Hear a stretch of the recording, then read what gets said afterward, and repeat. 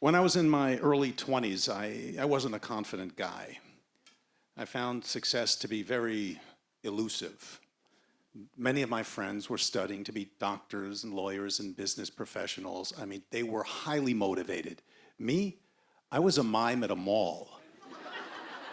So I was understandably anxious about my future.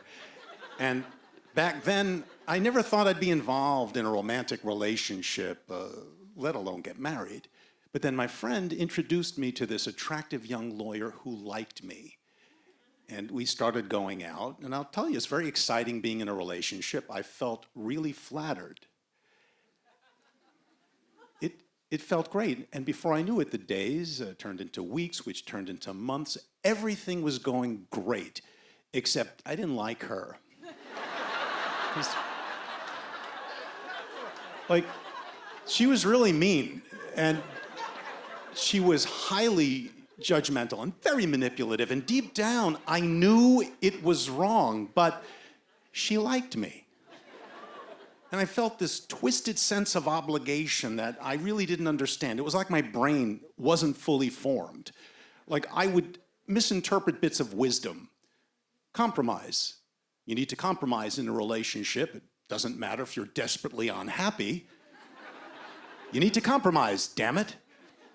She was very tough. You know, we were once watching a documentary about JFK, and near the end, you know, my eyes started to well up. She looked over at me and she said, "What are you crying about?" I said, "Well, the president got shot in the head, and he died." I said, "It makes me sad." She says, "You don't know death."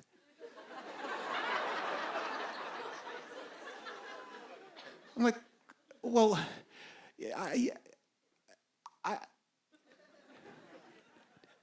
I started, it was like, I was thinking, like a calculus sort of went on in my head. I was thinking, my friends don't like her. My family thinks I'm going through a phase. The only thing we have in common is that we both like movies. What the hell is wrong with me? You know, and then she decides out of the blue that we don't have enough adventure in our relationship, and it's up to me to solve it. So I plan a trip to Great Adventure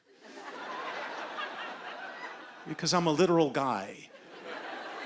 So we're driving in my Plymouth Volare to Great Adventure, and back then they had this animal safari thing where you could drive your car through and you could check out the animals. All right, so you know, we get there, I pay the ticket, we start to drive through, and within 5 minutes, an enraged ostrich attacks my car. And then a monkey drops out of a tree onto the hood of my car and starts masturbating furiously. I mean, this little guy's really going at it. And she is horrified, and she's really angry at me. You know, like it's my fault. You know, I mean, I thought it was fun. And then when we get home, she says, you know, I think we need to take a break from the relationship. And I immediately agree. I am so happy because it's mutual, because I just can't be the bad guy. And I spent the best 2 weeks of my life. I went to a movie. I saw Never Say Never Again with Sean Connery. I had pizza. Simple things seemed wondrous to me. Pizza is good. It's so good.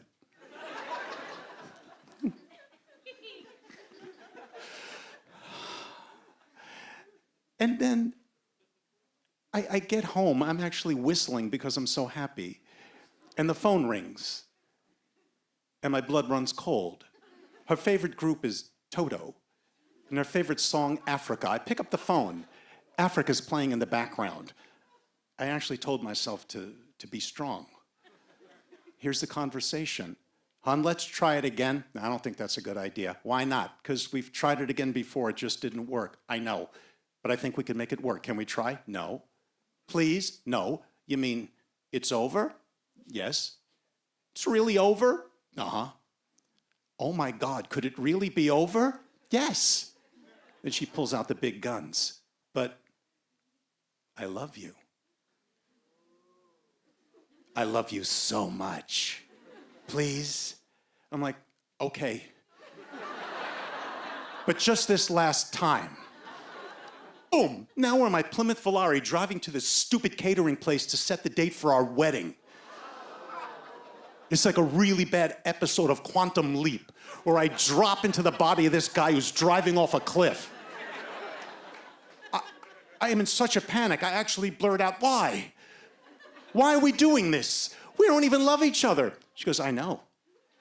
It's just that we've invested so much time in the relationship, it seems like a shame to waste it. I'm like, what? We get to this catering place and it looks like an alpine ski lodge in the middle of Long Island. It is so pretentious. We both walk in there and her mother is sitting there with her pen poised over her checkbook. How's March? I'm like, March isn't good. How's June? Like, June? That's not good either. In my head, I just keep hearing, you don't know death.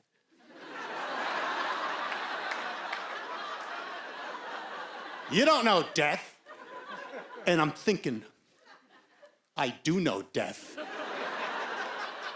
And then it occurs to me, I don't have to do this. And I say, no, this is wrong. They both look at me like I'm insane. And yet it took us another 3 months to break up. Then I met my wife, who's really fun. Plus, we cry over presidential assassinations. 35 years later, yeah, we compromise on where we go to dinner, where we go on vacation, but we've never compromised on who we're with.